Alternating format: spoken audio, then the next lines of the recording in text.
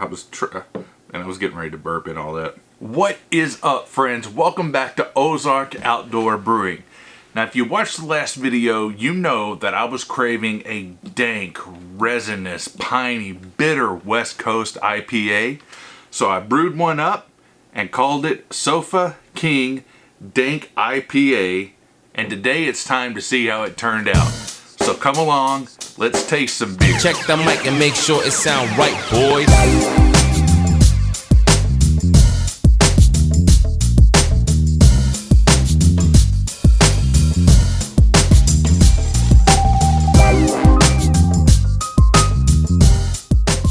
I'll link the Brew Day video up here in the corner if you're interested in checking that out. And the recipe for this beer is in the description of that video as well. Now, after Brew Day, we let this ferment for 6 days before we did a soft cold crash down to 58 degrees. And that's when we added our dry hops for 3 days.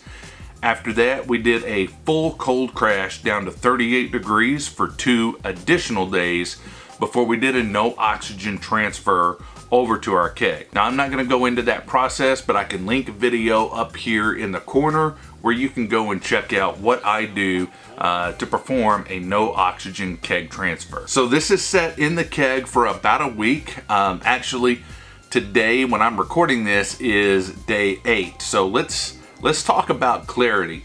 No, it is not super clear. And just so you're aware, I did add both hot side and cold side findings. There may be a little bit of homebrew haze to this, but I do think that some of that haze is also coming from the flameout hop additions and the dry hop additions that we did with this beer. I've had several different examples of this beer from multiple breweries, and they've all been somewhat different. I've had some that have been kind of hazy, kind of like this, and also had this darker amber copper color to it. On the other hand, I have seen some that have been very bright and crisp, almost a straw pale-like color. I mean, you could completely read and see through those beers as well.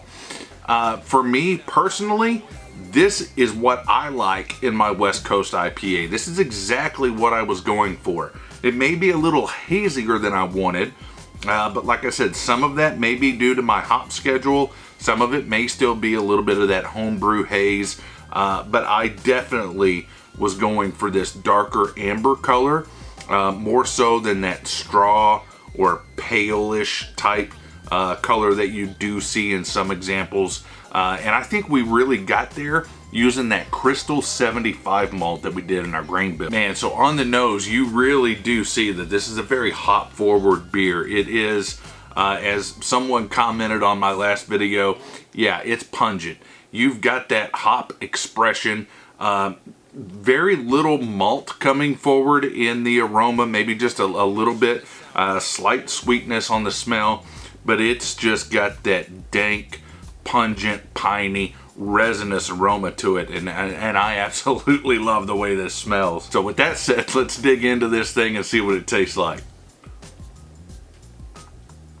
Oh man, that is so good. That is exactly what I've been craving. Oh, and the hops are really the star here. They shine through for sure. This beer finished fairly dry. It's not very sweet. It's nice and crisp. It's got a crisp bite to it. Like I said, not overly sweet at all. It's not very malt forward, and that allows those hop flavors and characteristics to really come through. You've got this nice resinous, piney, kind of dank cattiness to it. Maybe even a little bit of citrus, not very much at all, but it also has kind of this floral character, maybe a floral hop character to it or something like that. But I really think that the dryness and that crisp bite, those help push forward those hop characters to where that is the star of the beer more so than the malt. It is just, it is fantastic, friends. And overall, I'm very, very pleased with this beer. It's definitely one that I'd be happy to share with friends and family. And speaking of friends, if you are not already, please consider subscribing. That always helps us out. And smash that bell so you get a notification every time we post a video here on Ozark Outdoor Brewing. And remember, drink responsibly. Not much left here, but this is an MBC from my boy CH.